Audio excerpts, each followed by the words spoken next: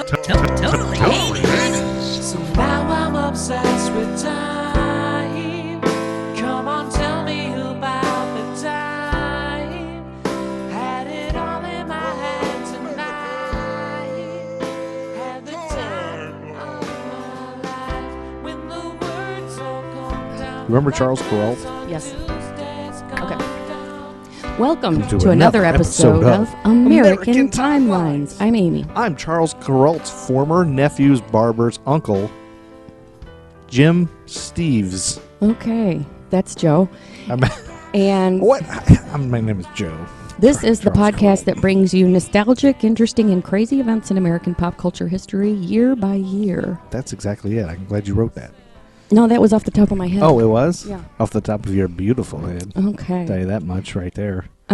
So this year is the last year of the 80s. Man, we are almost done with another season, y'all. So this is 1989 that we're That's right. discussing. This is the second to evening. last episode, and we're going to give props to everybody. We love you all. We got some things to cover. Yes. But we got, thank you to you guys who've been there from the beginning, the ground floor people. Mm-hmm. They're the real heroes in America. That's right. All right, Yeah. so let's just dive in. Let's dive right in. So we began, if you recall, at the end of 1988. Do you remember Yes. what the number one song was as we left the year? No. You don't recall? You didn't? No. It's almost as if you don't pay any attention. It's been 2 weeks. It's been a while. Yeah. Poison. Every rose Oh, has right. its thorn. Okay. Just like... Stop. All right. Did you notice that? Mhm. How I drank that? So that lasted until January 13th. Okay, so that's the number one song right now as we go into January. Okay. A couple things about 1989 Yes. that don't have dates, but they're just things about the whole year. Yes. The hottest dance step in 1989. This will go along with your stupid fashion bullshit.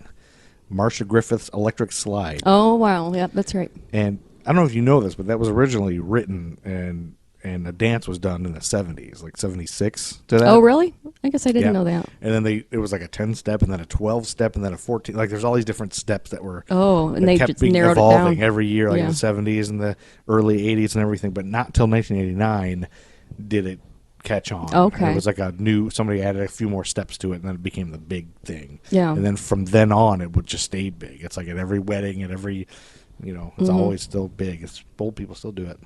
Sweet. Also in 1989, veterinary surgeons trained in the U.S. Up until 1989, they were trained and taught to ignore animal pain. What? Yeah, up until 1989, they didn't give animals painkillers, apparently. Oh. Isn't that terrible? Yes. Oh, it's so sad. Yeah, Why would they? I don't understand why. I think they just, animals don't feel pain. That's what people said. That's pretty late for them to change their mind on that. Don't you think? Mhm. Yeah. That's according to popculture.us, Yeah. so maybe they're wrong, because sometimes they get years wrong and stuff. Yeah. And then on January 14th, 1989, Mm-hmm. we have our first new number one single of the year, 1989. Yep. It's by a young man named Bobby Brown. My prerogative. Yes, that's exactly Was it? it. Yep, and he's possibly the greatest R&B entertainer of all time. Don't Why? you think? No. No, Bobby Brown. The greatest R&B entertainer of all time. Yeah, Bobby Brown. No. He was so good. Don't you remember the Ghostbusters song he did? Don't remember the Gumby haircut? He's the most innovative entertainer of all time, maybe? I wouldn't know. I don't He think was great. it's- Well, my prerogative, Bobby Brown explained the theme behind the song, saying a lot of things have been said about Bobby Brown. He's saying this? Yeah. Oh, jeez. So why was he doing this, a solo career? It's my way of expressing to people, it's your prerogative to do as you want, but make sure what you do is the right thing. So Bobby Brown had already completed recording sessions for the Don't Be Cruel album. Remember that whole album? That was great. That's a great album. Most of the songs are great. And if you remember, Vanessa on The Cosby Show left that tape in the freezer. Yeah, and she accused everybody of stealing it. I think it It does was ring a that tape, very yeah. faint bell. But he had completed the recording sessions without my prerogative. But he felt something was missing in that record. He said, man, I don't know, but I feel like my album is lacking a strong, aggressive song. And he thought, where better than New York to come up with it? So he traveled to New York City with his producer, Gene Griffin, and they both wrote it together and came up with it in New Okay. York. My prerogative. That's Bobby Brown. Bubba B. Bobby B. And then on Sunday, January 15th of 1989, Big John Studd won the Royal Rumble. Okay. It was the second Royal Rumble ever. So still at this point, the winner of the Royal Rumble, just for your clarification, because I know it's just eating at you, your curiosity. In 1989, still, the Royal Rumble winner did not go on to challenge for the heavyweight title at WrestleMania. Okay. It did not happen yet. Okay. So just relax about that, okay? All right. Now, Big John Studd had just made his return to the WWF after years of being gone. And he was always Andre the Giant's nemesis, you know? Yeah. So when he left WWF, he was the bad guy. Andre the Giant was the good guy. But as you recall, in previous episodes, we discussed Andre's heel turn. When he and Hogan were friends, and then he turned bad. Remember, he turned on Hulk Hogan? I remember. And became the bad guy? I remember. So Big John Studd comes back, and Andre's a bad guy. So Big John Studd can't be a bad guy anymore. So he's got to be a good guy. Oh. And so they want to give him this big push as a fight to Andre the Giant, I guess. And so they had him win the Royal Rumble to get him over, as they say.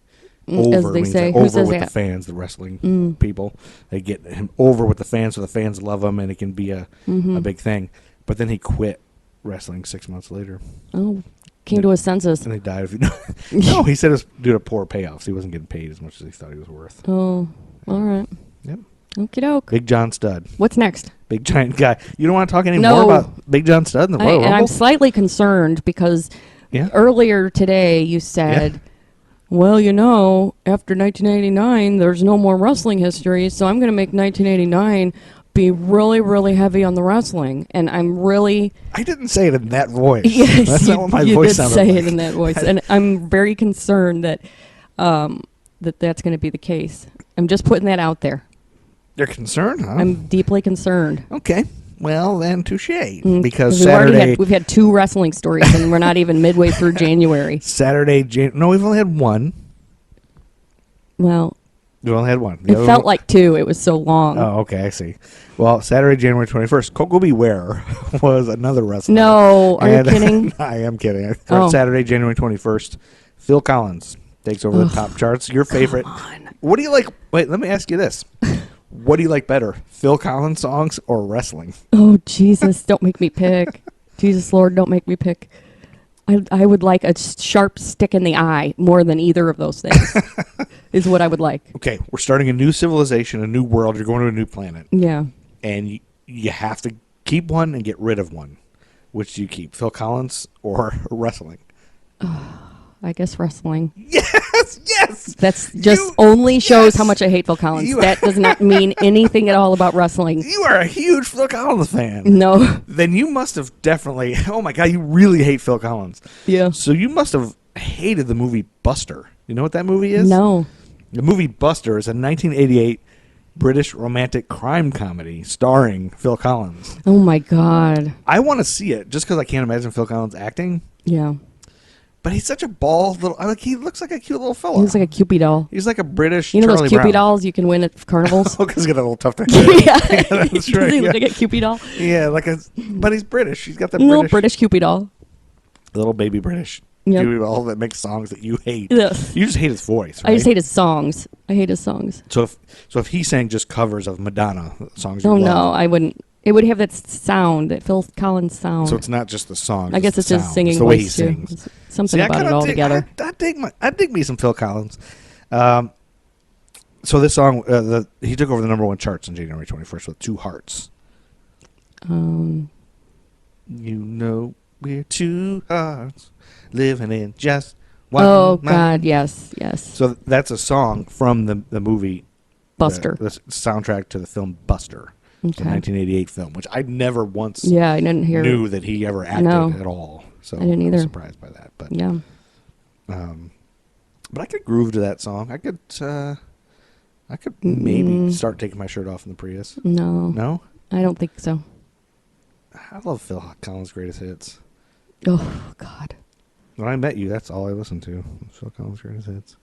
And then on Sunday, January 22nd, 1989, the 49ers defeated the Bengals by the score of 20-16, winning their 3rd Super Bowl. Okay. It was at Joe Robbie Stadium in Miami. Was that the last time the Bengals were in the Super Bowl? I think it was. Yeah, I think so. That's a good question. Because I know you always said they suck. The Bengals have been terrible for years. Yeah. Every once in a while, they're pretty good. Yeah, I'm sure that's the last time they're in the Super Bowl. Yeah. This was the first Super Bowl hosted in the Miami area in 10 years, and the first in Miami not held at the Orange Bowl. The game is best remembered for the 49ers' fourth quarter game-winning drive. Down 16-13, San Francisco got the ball on their own 8-yard line with 3 minutes and 10 seconds on the clock and marched 92 yards down the field in under 3 minutes. Now, how do they decide who's going to host the Super Bowl? Then they scored the winning touchdown on a Joe Montana pass to John Taylor with just 34 seconds left in the game. Jerry Rice was the MVP, and he caught 11 passes for a Super Bowl record of 215 yards. Okay. Okay. They decide generally based on really it's who's got the newer stadium. It's like now, I don't know about then. Maybe it wasn't then. But now it's more of a reward for a team or a city building a new stadium. Oh, okay. So, and it all ties into cities who try to get taxpayers to agree to build a new stadium, and they're like, "Well, shit, we just fucking built one 10 years ago. We got to build another one." And the whole thing is, hey, well, you might get a Super Bowl. You'll probably get a Super Bowl, and then that's supposed to be great for the city, like the RNC and the DNC and all that. Oh, to have the big stadium. Yeah. So I see. So, for instance, the Minnesota Vikings, Minnesota held the Super Bowl. Yeah. Last year. And they had just built a stadium. They just got a stadium built after years of trying to. And I thought their roof fell down. That was the old stadium. Oh. And then so they were like, shit, we need a new fucking stadium. Because that was the Hubert H. Humphrey Metrodome. So what did they play in before the new stadium was built? They went to the University of Minnesota. Oh. And played for a couple of years. The Gophers Stadium. Just like Chicago. When we lived in Chicago, they redid Soldier Field. I don't know if you remember that. No. They built it. Remember it looked like an old Coliseum. Yeah. And then later, when they redid it looked like a spaceship. Did it? Yeah. So when they played in Champaign while they were redoing it. So, and I went to that game with Ann Keene, and we sat real close. But anyway, so generally it's like once you build a new stadium, then it's like, okay, now you're in the running for the Super Bowl. And so Minnesota got the Super Bowl right after they built a brand new stadium. Oh, okay. So it's all kind of just a ploy, taxpayer bullshit and whatever. So, that's a good question, though. I'm glad you asked that question. So Jerry Rice is the MVP, and do you want to guess who sang the national anthem in 1989? Can I have a clue? Okay, your clue is this guy was married to a model, and he's no longer married to her, and he's a son of a bitch. Billy Joel? Yeah, Billy Joel. Which did you get it on? The son of a bitch. The son of a bitch part? No, I don't know if Billy Joel's a son of a bitch. I don't Maybe know. He's not. No, I don't know. No idea. I was out of clues. So Yeah, Billy Joel. Yep. Right, yeah. And he sang the national anthem in the style of "We Didn't Start the Fire." No, he didn't. He did. No, he didn't. Oh, say, can you see by the dawn's early light? He did Listen, beats Patterson. And then, want to guess the cost of the Super Bowl ad in 1989? What I should do is recap what 1988 was and see if you can guess things. Yeah, you should. That would be nicer. $750,000. No. What is it? It's not that high. What is it? I can't believe you thought it was that high. What's wrong with you? $675,000, babe. Okay. Yep. There you go. All right. And then we'll jump to your January. I just have a mini story here in January. You do? In January of 1989? Yeah. Okay. Yeah.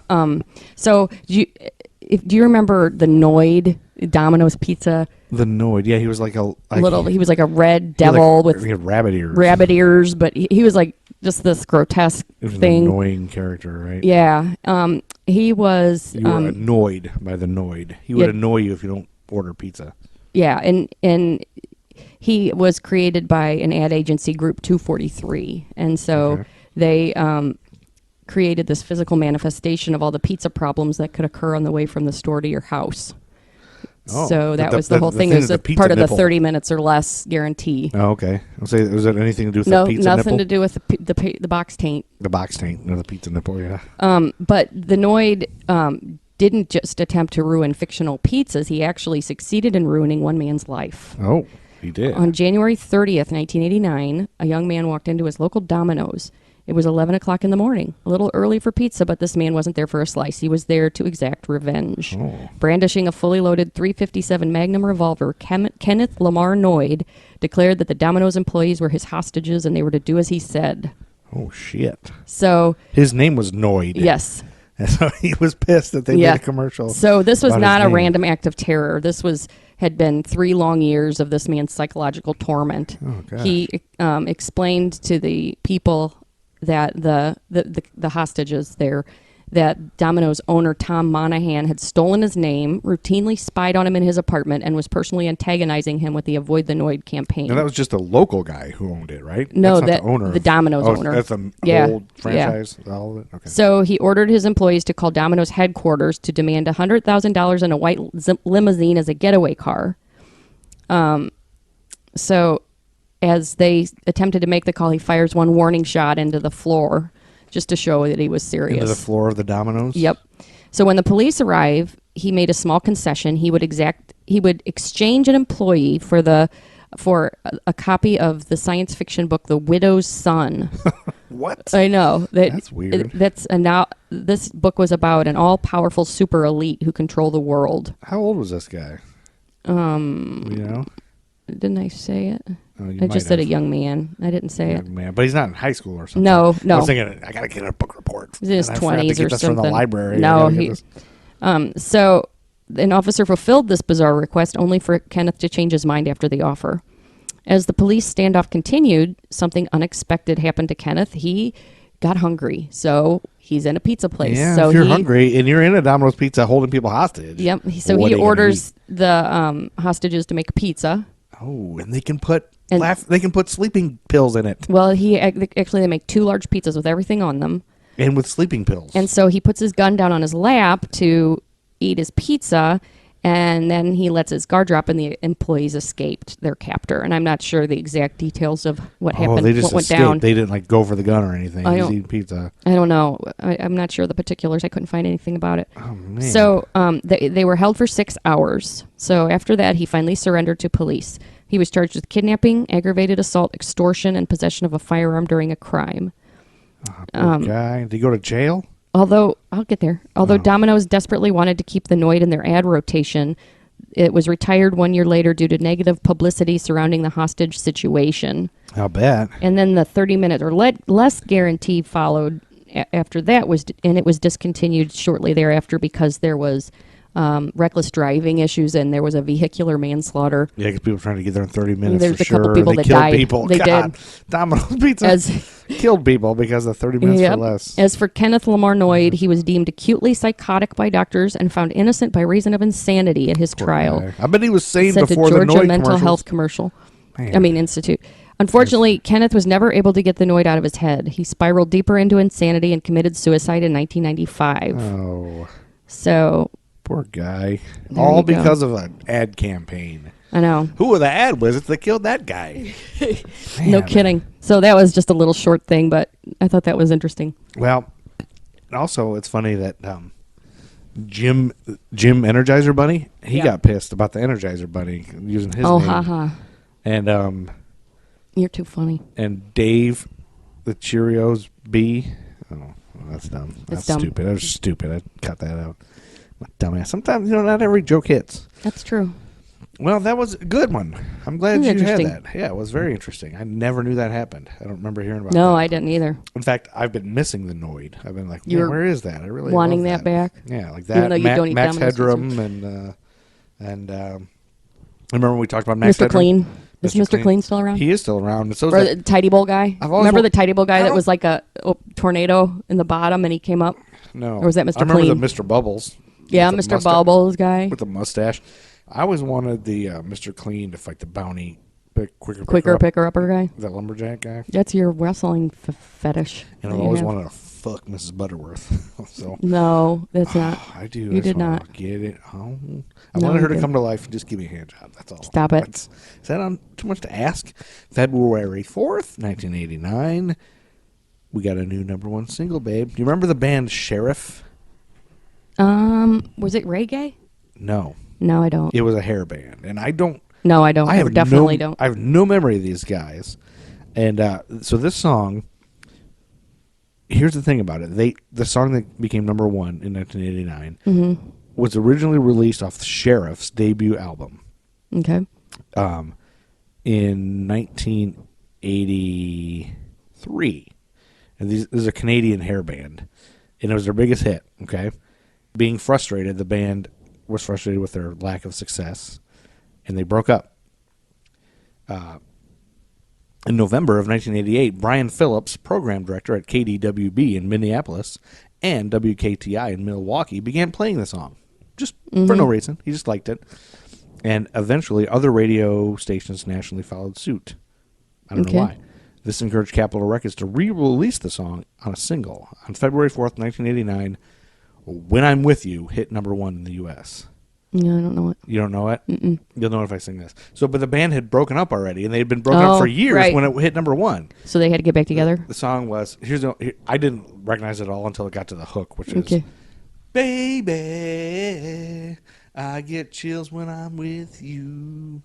God, Baby, oh, baby. Oh, my God, you're singing. I get chills when I'm with you. I don't know. Baby, yeah. No, I don't. No. God. God damn it. I'm such a terrible singer. You are a horrible singer. I'm a great singer. No, you're not. Why am I not? You do a lot of good things, but that is not one of them. I do? What? Name 7 of the things I do well. Yeah, you do a lot of good things. I do, really? Yeah. Man, it's just, I can't, why can't I sing? I feel like I can sing. Sheriff, when I'm No, with you're you, wrong about that. Baby.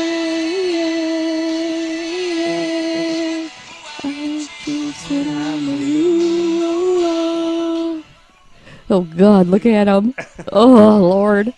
Look at the guy in that white suit. Yeah, he's probably the lead singer. Dude, look, they got Hall & Oates on the other two ends of them. The guy with the mustache. Oh, they do, yeah. It's like in the 80s, you were either a guy with a mustache. Like a big, giant mustache. Yeah, a big mustache, or you were a guy in a white suit with blonde hair. Long, ratty blonde hair. Yeah, so that song was, so that's weird. So then, by that time, former Sheriff members, Lanny and bassist Wolf Hassel had formed. Lanny and Wolf Hassel. Oh, Lanny and Wolf Hassel. Lanny and Wolf Hassel had formed a duo. What kind of names are those? They had already formed a new band called Frozen Ghost. So they're like, no, I know we're hitting number 1 right now, but we can't. No, you're kidding. We can't reform. We've already formed a new band called Frozen Ghost. But Sheriff's lead vocalist Freddie Kersey and guitarist Steve DeMarchi, who had both been working as couriers at this point. Oh, wow. They both gave up and were working as couriers. They decided, oh, well, we're number 1. Let's form another band. And they formed a band called Alias. And they charted the following year with the number 2 hit, More Than Words Can Say. Okay. It's not More Than Words. No, it's a different song that vaguely sounds familiar when I listen to it, but it's not that great. So I think that's just a crazy thing there's random reasons people just make songs and they go number 1 again. Yeah. Like, you remember Luke and Laura? That song from Luke and Laura? And there's another one coming up this year that just randomly became number 1 because a guy heard it somewhere and then he said, hey, play the song, and then it went viral. Like, that's the old viral. The old version of viral, right? Mm-hmm, mm-hmm. That's crazy. Yeah, there's several 80s versions of viral in these next 2 episodes here. And then on February 11th, that song was overtaken by Paula Abdul. This is Paula Abdul's breakout. Oh, God. Before she was a choreographer before I know this. that, yeah. It's on the tip of my tongue. And this is her first Is it the single. one with the cartoon cat? Nope, that was later. Opposites That was Attract? late Paula Okay. Abdul, I think. Oh, okay. This is her first one. Oh, God. What is it? I'm trying to think if I can give any hints. Let me tell you about the background of the song. Okay. Paula Abdul says in a YouTube video that her mother found this song for her. She says that her mom knew someone whose boyfriend was an aspiring songwriter, and she got this song as an 8-track demo.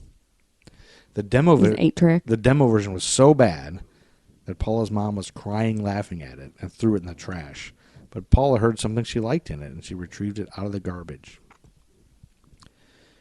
Right under that eclair that George Costanza Yep, that's right. At that time, she was a full-time choreographer, and on the side, late at night,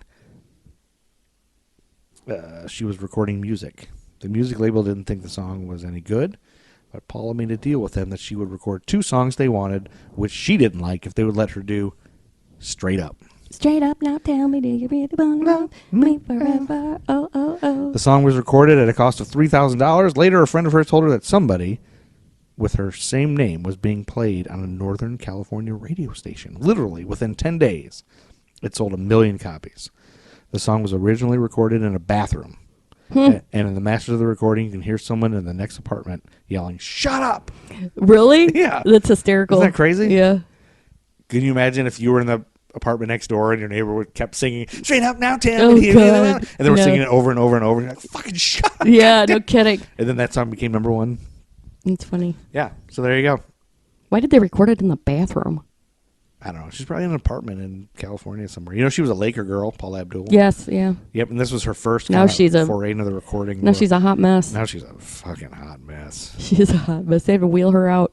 Yeah, I think she was on painkillers because of like hurting herself and probably. Dancing, right? Yeah, dancers don't fuck around. No, man. their bodies get jacked Their up. feet are fucked up. Their bodies are fucked up just for art. That's right. So we should a little shout out to dancers, outdoor dancers, especially strippers. Tuesday, February 14th, 1989, Salman Rushdie published the Satanic Verses. Oh, that's right. And he had already published them.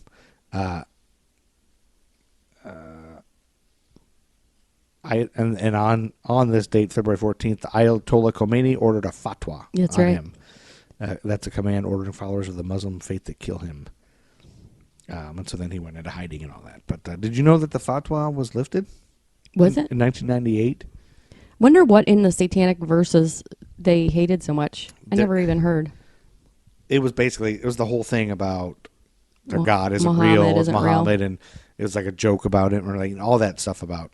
Yeah. It was like one of the first iterations of people, I think, having pictures of him and stuff like that. Oh, You know, he you're had not allowed to pictures of draw- him in there? I can't remember exactly what I don't think he did, but it was like that whole thing. You're not Yeah. allowed to draw him. You're not allowed to do this about him. You're not Yeah. allowed to see this about. So it was kind of whatever it was disparaging Muhammad, I think. I think that's so I read strange. something about it, but I That whole forgot. thing is so strange because you can believe whatever you want to believe, but you Yeah. can't force other people Well, that's the problem.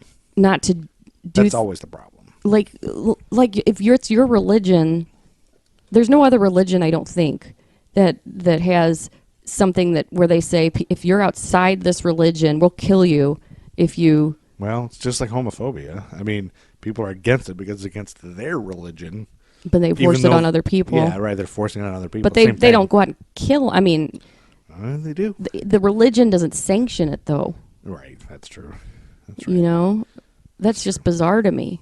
Right. But so many people Like die. you can't draw. Somebody died because they drew a picture of Muhammad. Yeah. Well, more people die in the name of religion probably than I anything get else. that, but I guess it's so strange to me. It's like, I don't know. Losing my religion.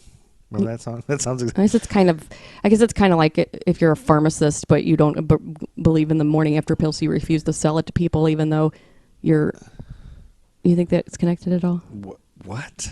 What? You know how? Yeah, no, I know. I get that. Well, yeah, I guess that's a religious belief. So it's But a the same religious thing about, belief, like- so you're not going to give it to other people, no matter what their religion it's is. like the pro-life and the pro-choice. It's like I want to prevent other people. Yeah. Because I believe in. Because it's my belief. Oh, that's different. I don't think it's a religious thing that people just have different feelings of what a baby. But no, it is the gay thing for sure. People are like, Yeah. gays need to go away and not be able to get married because my religion says it's not okay. Right. Well, what if their religion doesn't say? It's the same thing. Yeah. The religion always Hoops it all up. when it starts infringing on other people's rights. Right. And that's what everything is. My right is not a right anymore if it infringes on other people. That's right. But that's not always. Anyway, Salman Rushdie, because remember when he came back suddenly? Yeah. I guess it was after 1998. Now he goes came on like back. Bill Maher and stuff. Oh, yeah, he's everywhere. Yeah. But because that fatwa was lifted. Tuesday, February 21st, 1989, Pete Rose. And do you remember Pete Rose? Yes. And remember I talked about him being in wrestling and stuff? Do you know who Pete Rose is? He's a baseball player. Like, and he was a player manager, too. He's Yeah. one of the only guys who was a player manager. Like, he managed the team. Be like a head coach. Oh, being on going the on field. the plane. Yep. But, he's not in the Hall of Fame. He's banned from the Hall of Fame. Because of Do you know gambling about or the something, gambling? right? Yeah. Yeah. So he and two of his lawyers, Reuven Katz and Robert Pitcairn Jr., they met in New York with baseball commissioner Peter Ueberroth, the National League president, and the National League president Bart Giamatti, and other officials.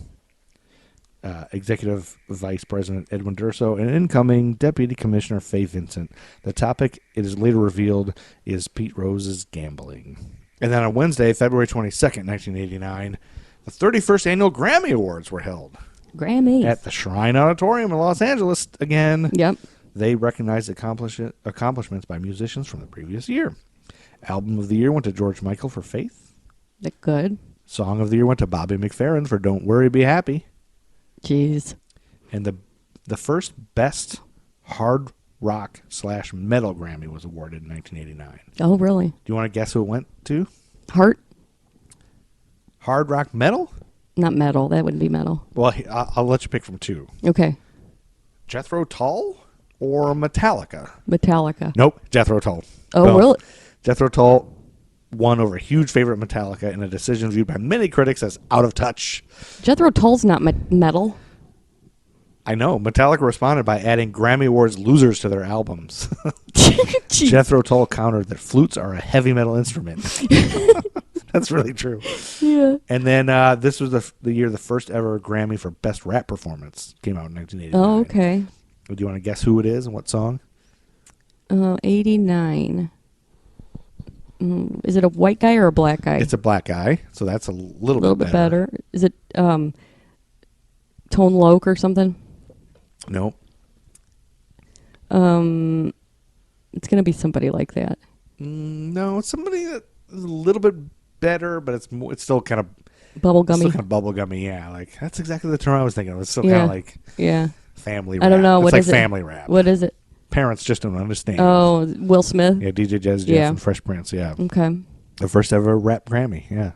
So the first heavy metal was Jethro Tull over Metallica, and the first rap. And I didn't write who hosted the Grammy, so that's all right. That's probably Kenny Rogers again. That's right. Probably 18 elderly artists. I think they had a bunch of people hosting it back then still. Mm-hmm. And then Wednesday, March 1st, 1989. I have not read this line, so I have no idea what it says. Okay. Iceland had prohibition until March 1st, 1989. Did you know that? No, I didn't. The ban had originally prohibited all alcohol, but from 1935 onward, only applied to strong beer with an alcohol content of 2.25% or more. Today, Icelanders celebrate Beer Day on March 1st annually. Okay. Yeah, isn't it great? Yeah. You ever been to Iceland? No, I want to go. You do? Yeah, I think it'd be interesting. Why? Because of the beer thing? Or no, you've always just in wanted general. It'd be interesting to go a place like that. Let's go. All right. Right now? Let's do it, just babe. end the podcast and go? No. Fine. Can't do that. Bitch. I'm just kidding. Okay. I don't know why it's fun to call somebody a bitch. Wednesday, March 1st, 1989. Like, one time, there's a kid in our neighborhood named Tony, and one time he called another kid in the neighborhood, a boy, the B word. And I heard about it, and he said, oh, why's your friend grounded? And I said to my son, and he said, oh, he called Braden the B word. And I was instantly like, that's the coolest thing ever. I love that he called him the B word, but I can't tell him that. No. Can't tell him that'd be a bad parent. Also on that same day, on March 1st of 1989, a proposal by Sir Tim Berners-Lee created hypertext markup language. What does that mean? Hypertext markup language is to make web pages and the Uniform Resource Locator to identify where information is stored. The Uniform Resource Locator, a URL. Oh. It's the basis for our World Wide Web. Okay. This is when Tim Berners-Lee, remember that badass motherfucker? Yep. Built the internet. We talked about him in our first season. That's right. I do remember. Even though our first season was terrible. And we admit it. That's right. We've come a long way. That's right. This is good. That was terrible. This is great. And then Saturday, March 4th, 1989, Debbie Gibson takes over the Billboard charts. Oh. The great Debbie Gibson. The badass Debbie Gibson. What was the You know song? what song? This is her biggest hit. Yeah, and Electric Youth. No, that was her album. Did she yeah, have there was a song called that too, but it's not that. This is on that album, I think. Gosh, I can't remember it. Here's a little hint. Here are 3 people who covered this song. This will help you. Filipino acoustic band Noid Volante and the Manos covered the song on their 2006 self-titled album.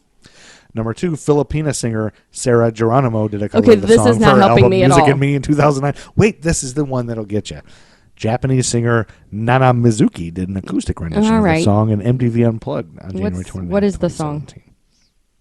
Lost in Your Eyes. That's right. You know how it goes? I mean, I would know it if I heard it. I would too. Get lost Yes. in your eyes. Yeah. Anyway, that was Debbie Gibson, Lost in Your Eyes. I listen to that a lot in my car and I cry on my way to work. Monday, March 13th, 1989, the biggest solar storm in history was recorded. Solar storm. Solar storm. The storm was so massive that the northern lights could be seen in southern states like Florida. Really? Yeah. Boom. Wow. I looked it up a little bit and it was like all these events that happen at the same time, different solar flares and different things all at once that happen. Oh, and that's what a solar storm is. Well, it's not necessarily what a solar storm was. A solar storm was an addition to all these other flares and things that were happening that made that possible, I guess. I see. Yeah, I don't know. Fucking who cares? Fuck you. What's science? We're not big science nerds. We're not smart. It's the thing. We're not smart. We're not smart. We're not science nerds and Yeah, geeks. I mean, when we cover the Berlin Losers. Wall, I mean, the truth came out when we covered the Berlin Wall. Yeah, no and you don't kidding. have to do anything. And, I did know that stuff at one point. We learned it, Yeah, but you forget it. forget and you don't care. And you're like, God, what was that? I don't know. So my friend Muppet, we've talked about here, he's the guy, loyal listeners will remember him from the binge VHS purchases he's Yes. made. He bought 1 million VHS tapes and then threw them away years later because DVDs came out. Yep. And we surmised that he must have spent $100 for every one of them. And then he quickly yelled at me and said he didn't. Anyway, he's a beer enthusiast and has giant mitten hands and red cheeks. But he also, and where's I going with him? He corrected us on the Berlin Wall, and I was like, yeah, fuck you. I knew that. Yeah. At some point, screw you. Because people like to correct us. People like us to. Hey, idiot! No, Here's we what the need truth it. is. We need to but know. we need it. Yeah, it's good. Sometimes we wouldn't have our corrections and apologies if we didn't have that. So That's right. Monday, March 20th, 1989, baseball announced it is investigating Pete Rose for serious allegations that do not specify to what they are related. So rumors went wild. Heading the investigation is Washington lawyer John Dowd. Yeah, Pete Rose. So- Everybody's like, fucking Pete Rose. What's the deal with Pete Rose? What the hell? Everybody loves Pete Rose. Ugly motherfucker, but everybody loves him. I mean, So he great must have baseball been betting on his own games or something. Or, yeah, well, truth will come out. Okay. The truth will come out in this episode. This is the Pete Rose episode. Oh, okay. But do you remember, you know what Pete Rose looks like? Yes. Like, he's ugly, Yeah. dude. He Like, ugly. Looks like They call him Charlie Hustle. a baseball mitt on his face or something. Yeah, his face looks like, He's got a pancake head. kind of looks like Lou Ferrigno, like when he's turning into the Hulk. He just kind of looks like that all the time. He's got His like a face perfectly round head, like a pancake. I guess maybe pancake face. Pancake He's face. just an ugly dude. Like, he's Yeah. just not attractive. Like big giant nostrils Yeah. filled with hair, like hair just like sticking out of the Why nostrils. are we talking so much about his appearance? Ah, Pete Rose. I don't know. That's just one thing I've never been able to get past. I mean, he's an unbelievable baseball player. Yeah. Man, and definitely has a gambling problem. And then on Tuesday, March 21st, 1989, Sports Illustrated reports that Pete Rose has ties to baseball betting. Aha. Chris Beiersdorfer, Michael Fry, Thomas Giosia, and Paul Jansen are identified as either having taken bets from Rose or having knowledge of them. The seriousness of these allegations is that baseball has a regulation posted in every major league clubhouse that players, coaches, and managers are prohibited from betting on games. Anyone found guilty is subject to a lifetime ban. Oh, man. And he was a player and a coach and a manager. Boom. So Well, that's what. God, what a greedy fuck to give it all up just to bet on games and get more money. Yeah, I remember thinking when I was a kid, I was kind of like, well, he didn't bet on the actual game. Like, why can't he bet on other games? Like, why can't he bet if the Mets are going to beat the Padres or whatever? That's not what he was doing, though, was it? I think some of it was that, but I think he had a gambling problem. But the problem is that if he has direct control over the outcome of a game, which That's what I'm as a saying. player and a manager, Yeah. he has more control over a lot of people. Yeah. He just had a problem, I think is what it was. But I think his argument, was largely, I lost a lot of bets. So That was his argument? yeah, I think so. Jeez. Okay, this one is gruesome. This next one. Are you ready? Yeah. Get your gruesome. Yeah, hat tell on. me everything. Oh, you love gruesome stuff. Yep. This is the most gruesome thing, and you can look this up on YouTube. This is up there with our Bud Dwyer Oh, thing. wow. It's gross, and I watched this one You did? for a few seconds. No, you didn't watch the whole No, thing. I did watch. Well, I don't think they cut away. Oh, okay. Because this is on TV. This is terrible. All right. You're gonna love it and hate it because it's got sports in it, so you'll hate that. Oh, But okay. you'll love this because it's gruesome. Is it the guy that broke his leg in half? No. Okay. It's much worse. Okay. I can't believe I never knew this happened until I was researching this. Okay. An NHL player, Clint Malarchuk, had his throat slit during a game. Ooh. And he left the ice only because he knew his mother was watching the game on TV and he didn't want her to see him die. Whoa. He had an equipment manager call and tell her he loved her. He survived the incident with 300-plus stitches. During a game on March 22nd, 1989, between the visiting St. Louis Blues and Malarchuk's Buffalo Sabres, Steve Tuttle of the Blues and Huey Krupp of the Sabres crashed hard into the goal crease during play. As they collided, Tuttle's skate blade hit the right front side of Malarchuk's neck, Ooh. severing his jugular vein. Oh, my God. With blood spurting from Malarchuk's neck onto the ice, he was able to leave the ice on his own feet with the assistance of his team's athletic trainer, Jim Pizzatelli. Many spectators were physically sickened by the sight. The excessive amount of blood caused 11 fans to faint, two more to suffer heart attacks, Oh, my God. and 3 players to vomit on the ice. Oh, my God. Local television cameras covering the game cut away from the sight of Malarchuk bleeding after noticing what had happened. The Sabres announcers Ted Darling and Mike Robitel were audibly shaken. At the production room of the National Cable Sports Highlight Show, a producer scrolled his tape back to show the event to 2 other producers who were both horrified by the sight, and they vomited on each other. Nobody did And then that. they filled the control room with vomit. No, and the no, only no. way they could get out is building a boat out of feces. All right. No, Malarchuk, meanwhile, believed he was going to die. All I wanted to do was get off the ice, he said. My mother was watching. I didn't want her to see me die. And then he asked for a priest. His life was saved due to quick action by the team's athletic trainer, Jim Pizzatelli, who you can see, this guy. You can see him right away holding the guy's neck. Yeah. The guy's just spurting blood. Blood is just Oh, shooting out of his geez. neck. And he's just like holding his neck. But Jim Pizzatelli was a former Army combat medic who served in Vietnam. So he grabbed his neck and pinched off the blood vessel, not letting go until doctors arrived to begin stabilizing the wound. The team doctor led the pair off the ice, then applied extreme pressure by kneeling. So on he his must have had his collarbone. fingers in his neck, Yeah, pinching he on did. the Yep, pinching on that. Yeah, on the vein. disgusting. Ugh. Yeah, I just for the first time just now is when I read that the people were vomiting, the players Yeah. were vomiting, and the These heart people attacks. were having heart People were attacks. having heart attacks. Jeez. Oh my god! I mean, it's gruesome. I mean, you can watch it on It is. YouTube. It's on there. Look up Clint Malarchuk, Malarchuk, and you can see it happen. You can see him just spewing blood. I mean, it's Yeah, like it's an a movie. artery, so it's like Oh, God. squirting out. And you can hear the announcers like, "Oh, look at all that blood! Oh, look at all that blood!" And they close in on it, and they quickly cut away! This is disgusting! Oh, my god, I can't God. believe it! It's great. That happened in It was 1989. great. Clint Malarchuk. I'm gonna get a Clint Malarchuk jersey. I think Well, he deserves it. he does. Yeah. God, the blade of the skate doing that. Imagine Ugh. that. I mean, what are the chances? Yeah. How did that happen? Jugular. Yep. Man, that's fucked up. Yeah, it is. I'm gonna show our kids that video and then our Bud Dwyer video. No, right after that. you can't even watch the R. Bud Dwyer one. I can't. Yeah, I can't. It's pretty gross. Friday, March 24th, just a couple days after that jugular vein was cut. The Cincinnati Post reports that Pete Rose's debts totaled nearly $500,000 when he left the Reds in 1978 to sign with the Philadelphia Phillies. Wow. That's So- a lot. Yeah, those are gambling debts. babe. Gambling debts. $500,000. So that's the thing. He was losing. Yeah. So he wasn't always just like rigging them. Yeah. Because he had such a problem. On that same day, on Friday, March 24th, the Exxon Valdez oil spill, in which the tanker hit Prince William Sound's Bly Reef and spilled an estimated 11 to 30 million gallons of oil. The captain, Joseph Hazelwood, was drinking at the time. And that wasn't. I always, when I think of that oil spill, I always think of when we lived in Chicago. There was another one, wasn't there?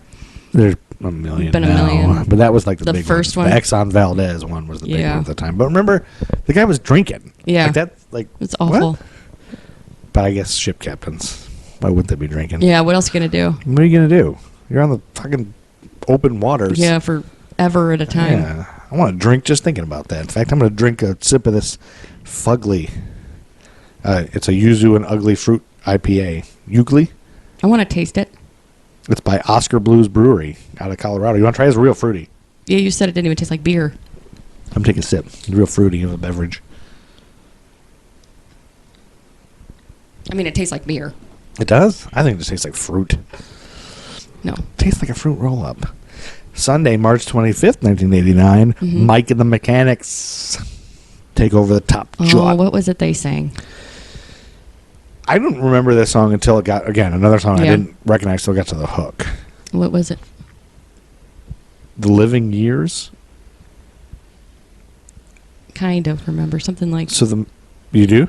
Go. The Something like what? Living Year. Was it like a more slow song? Yeah, it was a ballad, and then but the choir kicks in together, and they all sing "Say It Loud." Yes. Yep. Say it clear. You can listen as well as you hear. As well as Yeah. you can hear. It's too late When we die to admit we don't see eye to eye. The song addresses his son's regret over unresolved conflict with his now deceased father. Yeah. Kind of sad. It was a sad song. But I didn't recognize it at all until it got to that Yeah. part. So I was about to turn it off, but I've never heard of it. But I know that part. Yeah. Anything about that you want Not to that mention? not that I could think any of. unresolved It's just issues a sad with song. dead people you want to talk about? Nope. Sunday, April 1st, 1989 was April Fool's Day. That's true. That's it. That's all I got. All right. And the Bengals have a new song, top song. And we've already had Walk We've Like an already had Egyptian, Walk Like an Egyptian and Manic Monday. And this is a ballad. Oh, something about Sung by Susanna Hoffs. something about cold. Something about the weather, right? Not really the weather. What's it? Well, let me just tell you about this. Susanna Hoffs revealed in a BBC program that she actually sang the studio recording of the song completely naked after producer David Sigerson pranked her by telling her that Olivia Newton-John had done the same thing. He later told her Hoffs he had been lying the whole time. Jeez. So I now can't picture the song without picturing her naked. But wasn't the whole band there? I don't know. Why was she? I don't know. She's the only one naked. Susanna Hoffs naked. She's not doesn't sound very smart. Smarts doesn't matter when you're Susanna Hoffs. All right. Let's just say a lot of people in my neighborhood, we pictured her naked anyway. All right. So now I get to hear that song, just picture her singing naked, which is probably not good naked. No. What is Naked the song, singing. honey? Eternal Flame? Oh yeah. Is this burning an eternal flame? Say my name. Yes. Sunshine's bang bang bang bang bang. And then Sunday, April 2nd, 1989 was Matt Ruck's birthday. Remember Matt Ruck? Yes. I don't know if he's listening or not. Matt Ruck, write in if you're listening. But I'll never forget his birthday because WrestleMania was on his birthday that year, and I think we watched it together. And I loved Matt Ruck. We were both big into wrestling. This was WrestleMania 5. Okay. This Shout was out to Matt WrestleMania Ruck. 5. Matt Ruck, shout out. I'll never forget it. That's how I remember his birthday, was WrestleMania, April 2nd.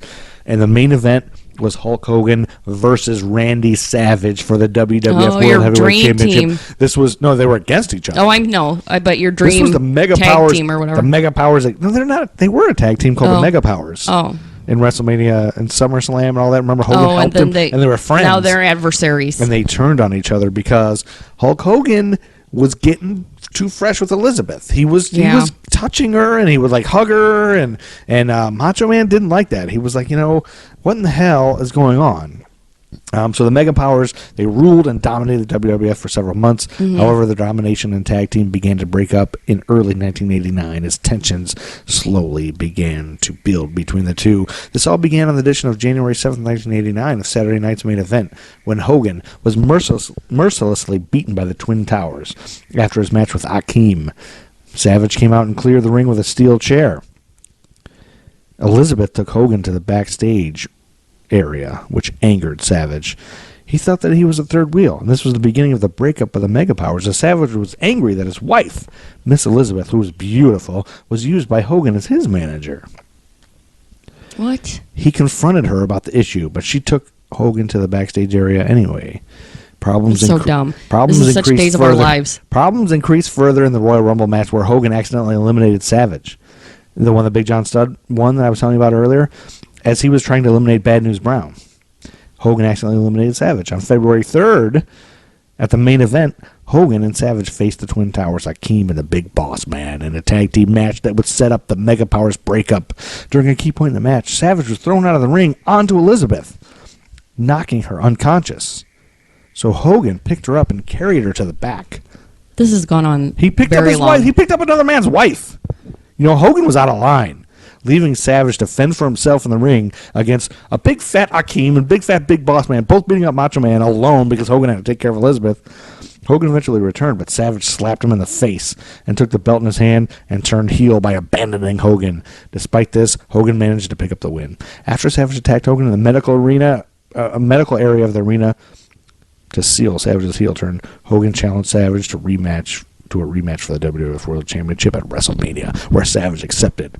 All right. Because backstage, Savage was like, "You took my woman, you touched me," and he slapped him right in the face, and then they challenged each other, and then this was it, the culmination, and of course Hulk Hogan won. And you know what this was? This was the day I stopped watching wrestling. Oh. I stopped watching on Sunday, April 2nd, 1989. I was like, fuck you for making Macho Man lose the title to Hulk Hogan.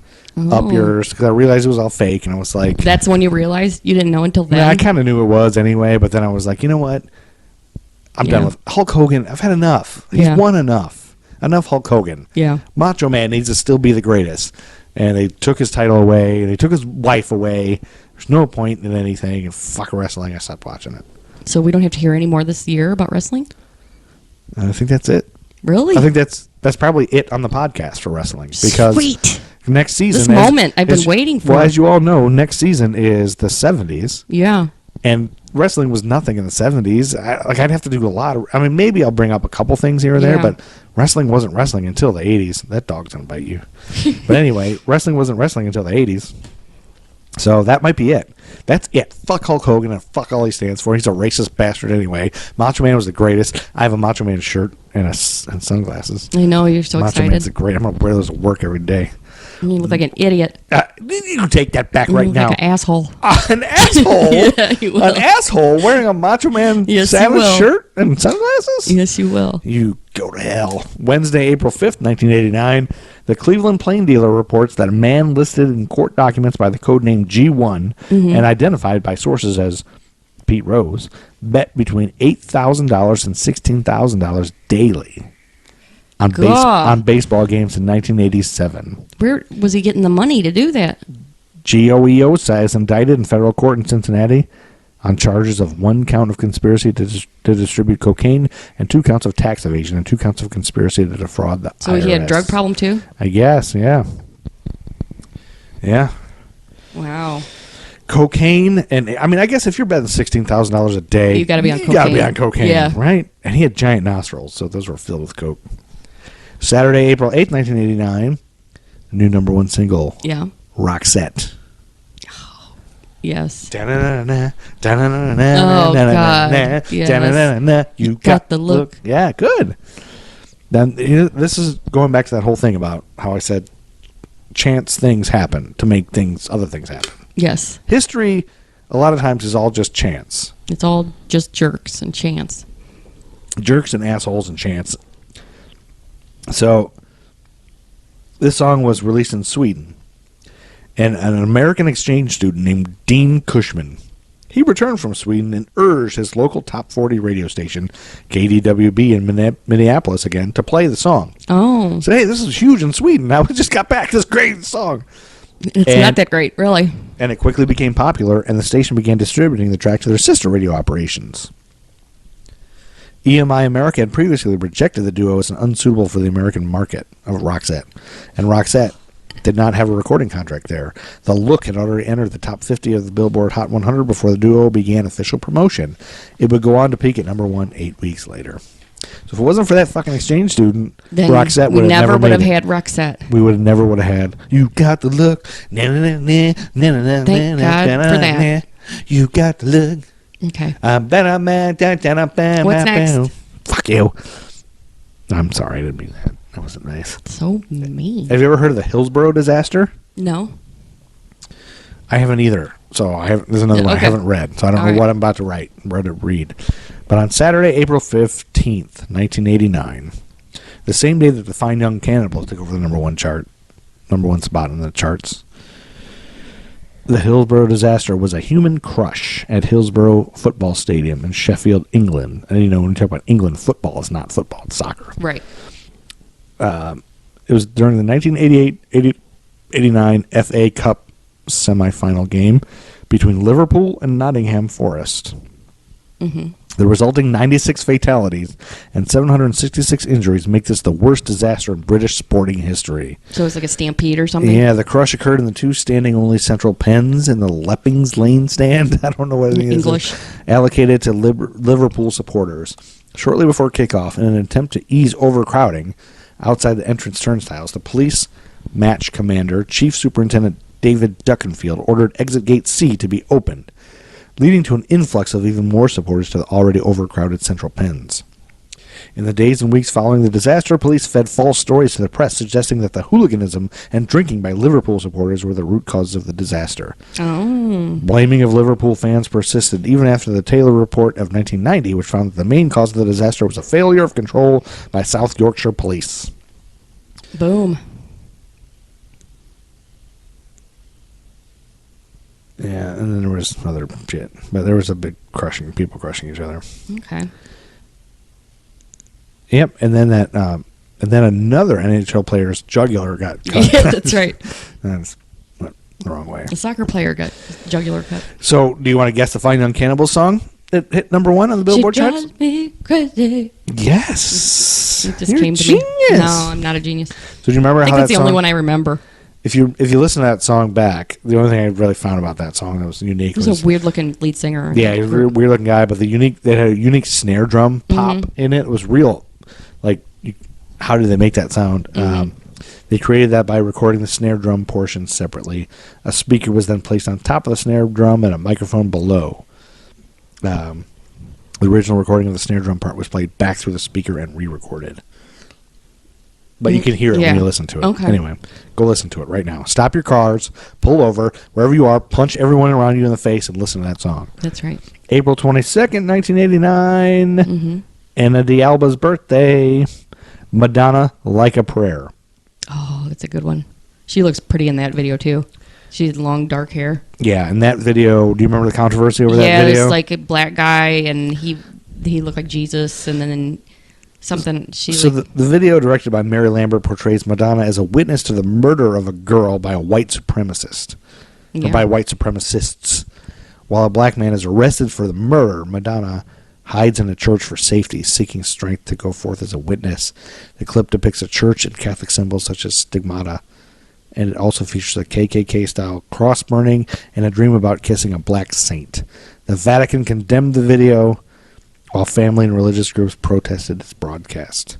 They boycotted products by soft drink manufacturer Pepsi, who had used the song in their commercial. The company then canceled their sponsorship contract with Madonna, but allowed her to retain the fee. I didn't realize that was what it. I remember her kissing the black guy's feet or somebody's feet or something. She was like kissing but I don't remember seeing. I guess I didn't. Maybe I wasn't smart enough then, but I don't remember seeing somebody being murdered by white supremacists and the cross thing. I don't think I remember. Yeah, I didn't know enough about shit back then probably to know what it was. But I was just like, I didn't understand why everyone was outraged. Why are they upset she's kissing a black guy? Like, what's the problem? Like, who cares? But I think it's because I don't know. It was the religious thing about I guess. it. I don't know, but I still don't quite get it. But I'm glad it was stupid for them to get all wound up about in it. hindsight, now if that came out, nobody would give a shit. Blink. It's such a different world back then. It's a different world from where it come from. And now we got a little trivia. This is a quote, and you have to guess the movie, which I think you'll get. Okay. But I don't think you'll get the actor. Okay. Okay? And this is from Friday, May 5th, 1989. If you build it, he will come. Field of Dreams. Yep. And who does the voiceover? Oh, Ray Liotta. Joe Jackson. What? Yeah, boom. What? Boom. You are a genius. I knew it. My respect for you has doubled. Finally. I finally get a little bit of respect on this program. You have earned my respect. I didn't know that was Ray Liotta. Yeah, it was Ray Liotta. You're his a dad. genius. Oh, yeah, I guess it is. Yeah. Yep. I don't remember that at all. Well, you know what you get? What? A 35-second hug Sweet. from our neighbor Carl. Oh, okay. He's the guy who rides the bike in the I neighborhood. know who he is. Yeah. He struggles riding a bike uphill. I can't believe he can do the hills in this neighborhood. I can't do it. No, I gotta can't say, either. I can't do it. Nope. That gentleman can do it. And then on Saturday, May 6th, 1989, let's see. If you get this one. All right. Then what? We're going to extend that hug to 45 seconds from Carl, the Kentucky Derby winner. Oh, come on. Guess the name. You're going to guess the name. I'm not. And you have to guess the jockey. We're done with the guessing of the Kentucky Derby. I put my foot down. This is the last time we're going to talk about the Kentucky Derby. Thank the fucking Lord. Whoa! Sunday Silence All right. was the name of the winner. Sunday Silence. And Pat Venezuela was the jockey. And Pat Venezuela won the Kentucky Derby and the Preakness Stakes aboard Sunday Silence, but he lost his chance to capture the American Triple Crown when he was beat by Easy Goer in the Belmont Stakes. Oh, okay. And that Easy Goer, sure, easy got him. No, it's not. Easy Goer Really? he didn't have an easy going of that. All right. He had a shitty going. Mm-hmm. I don't know. I was trying to come up with a funny it joke wasn't on good. that. It wasn't good. And then Saturday, May 13th of 1989, Bon Jovi takes over the charts. Okay. You know what song? I don't know which kind of one. a ballad.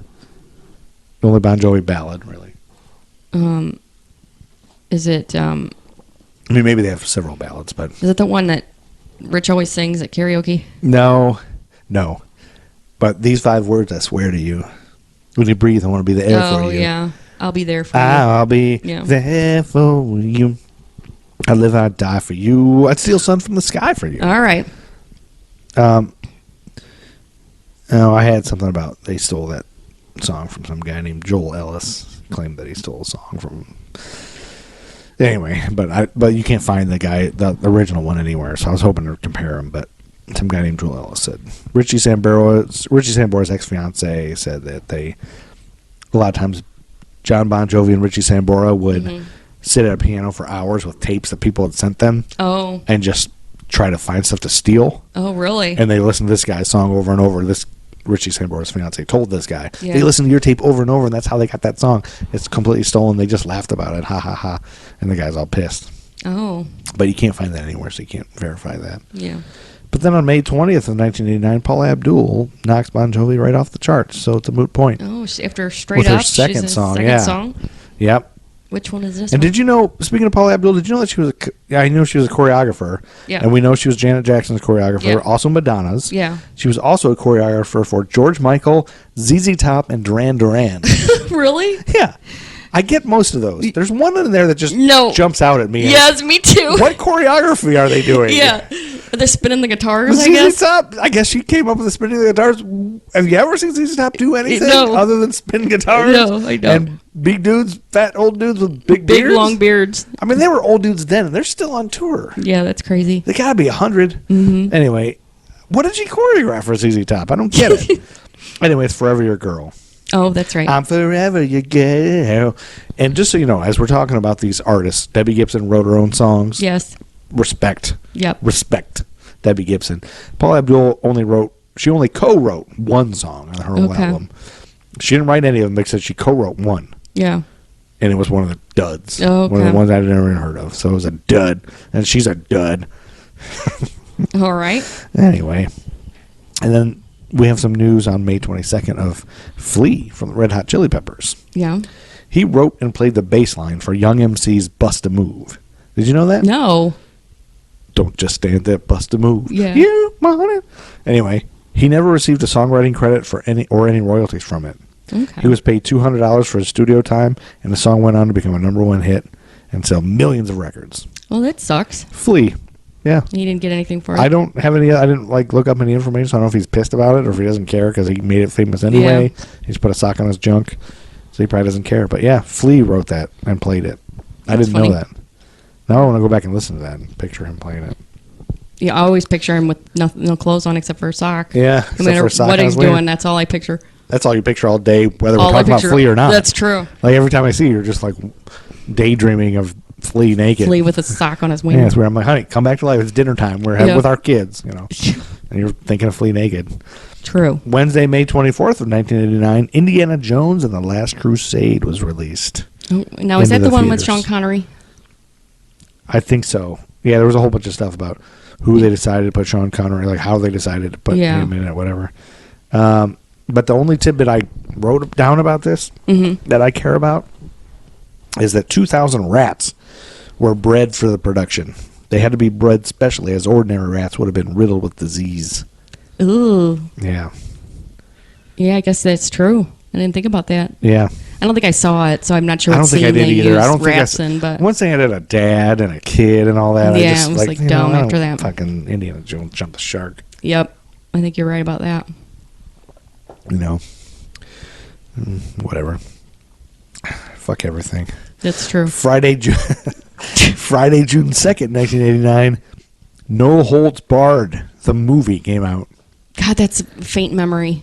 This movie was produced by No Holds star Hulk Barred. Hogan That's right. and his boss, WWF head honcho Vince McMahon, only to be distributed by New Line Cinema after completion. When the first draft of the script was turned in, Hogan and McMahon disapproved of it. I thought we weren't going to have any more wrestling. I guess this is it. So they checked into a hotel in Reddington Beach, Florida, and they stayed up for 72 hours rewriting the script together. Talk about cocaine. Hogan and Vince McMahon did cocaine off each other's butts. That's right. And to promote the movie... Of each other's butts. To promote the movie, Tommy Tiny Lister was brought in the WWF as Zeus. He became, the guy who played the bad guy in that. You remember him, Tiny Lister? I never saw that movie. Yeah, but you know who Tiny Lister is, right? He's the big guy. I think he was in Friday movies. He had a cross-eye, a big giant black guy with bald, and he had a Z shaved in his head. No, I don't know who that is. So they put him in wrestling to promote the movie. Yeah. But he was an actor. He didn't know how to wrestle. So he pretended he was angry about losing in the movie and saying he could beat Hogan in real life. So they put him in wrestling, and they had him tag team with Macho Man against Hogan and stuff like that. But the problem is he was not a real wrestler. He wrestled only 3 matches, and he was terrible. Finally, Vince knew the movie was a bust and wouldn't sell on pay-per-view by itself, so he sold the pay-per-view No Holds Barred to match the movie at the end of 1989. They did a thing where they played the movie and then they did a match with him wrestling. It was stupid.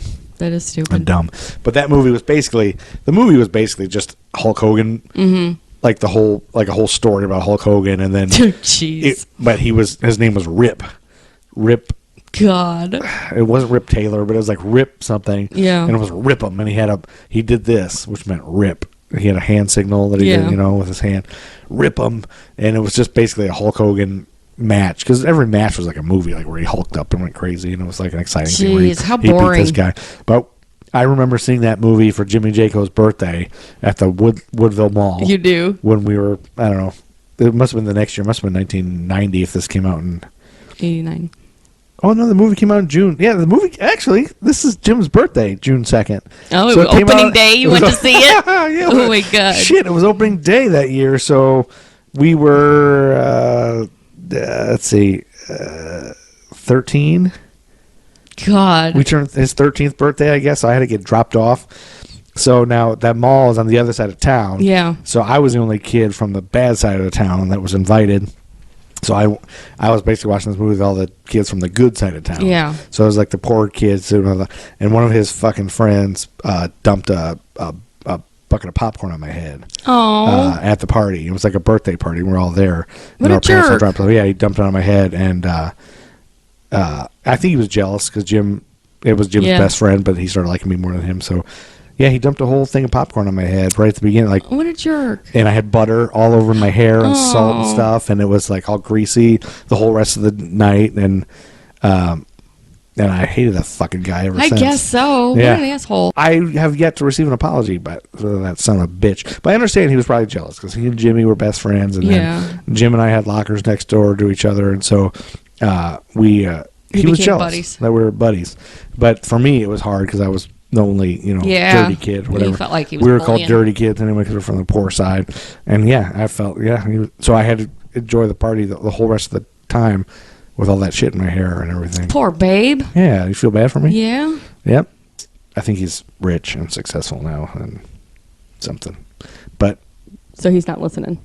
Is what you're trying to say? He's never going to listen. He won't come to our class reunions, probably because he feels bad about what he did. Yeah, probably during the No Holds Barred movie.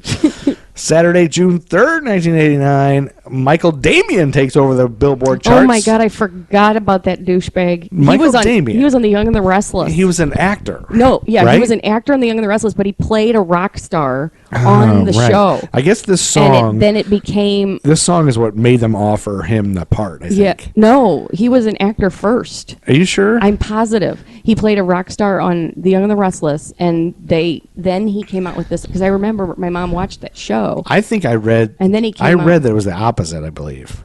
He recorded this song, and it got popular, and then they offered him the thing. I could be wrong. I might be wrong. We might have to do some research on that. Yeah, because I feel like it was like, what? Danny from Young and the Restless has got a song out now? It's not. No, I don't remember. It's a remake. Yeah. It's a total remake. Yeah, but I can't remember which one it was. I thought this, when I looked this up, I thought the song was Def Leppard, which it was. Def Leppard remade it after him. Yeah. Rock On? Yes. Rock On. rock on. So it was originally written in 1973. Hey, by kid, rock and roll, Rock On by Essex. Yes. Essex wrote it originally, yeah. But then this douchebag rewrote it. This total douchebag, Michael Damian. If you look him up, like first thing I remember you think, exactly what douchebag. I remember exactly what he looks like. I don't at all. That's why I think he was an actor first, because I remember thinking, Why does this guy have a song? singing now? Because he was just Yeah. on a soap opera. He wasn't even like a primetime actor. Yeah, he's not good at all. No. I mean, the No. name Michael He was Damian so is just dumb. douchey. Danny, and he had this girlfriend named Cricket. Whoa, you know a And lot the Young about and the that. Restless. What do you think he's up to now, Michael Damian? Oh God, he probably hung himself or something. You said that hopefully. Like you hope that he hung himself. No, I don't hope that. I don't hope anybody Well, he's did not that. Milli Vanilli. No. Didn't that guy kill himself? Hung himself? Yeah, I think something. And then on June 5th, 1989, William Lamb Mm-hmm. was a scuba diver. Do you know who that is? No. Are you familiar with William Lamb, a No. scuba diver? Nope. He was sucked up by an intake pipe of a Florida nuclear power plant. And he was No. dragged over 1,600 feet and deposited in one of their reactor cooling ponds. Oh my God. He- So he was in like nuclear sludge? He lived. He did? Yep. Oh, wow. Yeah. That sucks. And he had nightmares about it ever since. I guess so. He said every time I tried to fall asleep after that night, I saw it and felt it all over again. Oh, I bet it was awful. Yeah, he was 45 years old. So he was sucked When that happened. 1,600 feet. How? 1,600 feet of pipeline and deposited into the plant's cooling pond. How? I thought I was dead, Lamb said. It was darker than any dark I've ever seen. I tumbled and bounced all over the sides of the pipe. Power company spokesman Gary Mahalik How said did the they 16 figure out foot what happened? pipe has a concrete cap suspended near the ocean opening to cut down on the suction and prevent fish from being sucked in as well as divers. But Lamb said it obviously doesn't fucking work. What? I wonder how they figured out what happened to him. I don't know, but he declined to have doctors examine him. God. Oh, he was dumped into the cooling pond and he was pulled out by security guards. Oh. So they must have saw him in there. Oh my God. What an awful thing. I'm so stupid though with measurement. It's like 1,600 feet. I'm like, how long would it take? Oh, I don't know, 1,600. So think of 100 feet. Yeah. Well, 10 feet, I always think of it as 10 feet is the height of a basketball Oh yeah. thing. That's 10. Yeah. So 1,600. So think 100, Basketball 1,600, hoops. yeah. Think of, yeah, 100 basketball hoops on top of each other, and then do that 16 times. yeah. 'Cause that's a long time. Yep. It would be awful. Yep. It would be. Yes. You want to do it? Stop. No, you want to do that? No, don't Not do it. that. Do it. And then on Friday, June 9th, speaking of that, Dead Poets Society came out. Speaking of that. That was the 10th top grossing movie of 1989, Yeah. Dead Poets Society.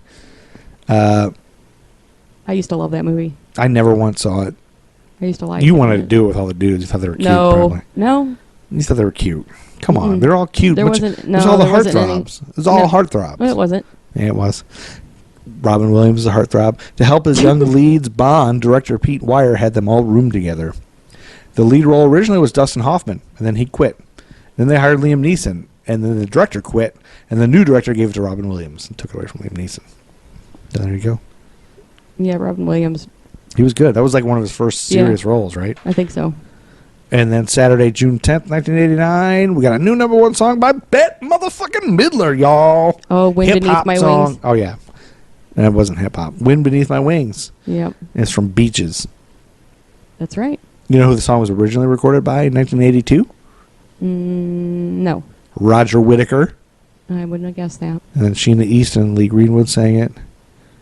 And some other stuff. But yeah, Bette Midler took it over the top. She did. And Bette Midler and Barbara Streisand are basically the same thing, No. as far as I'm concerned. I'm telling Don McAllister. Oh, don't you ever say that again. I will kick your fucking ass. Although he probably likes Bette Midler too. Not even close. Not even close to Barbara's the only Babs. thing.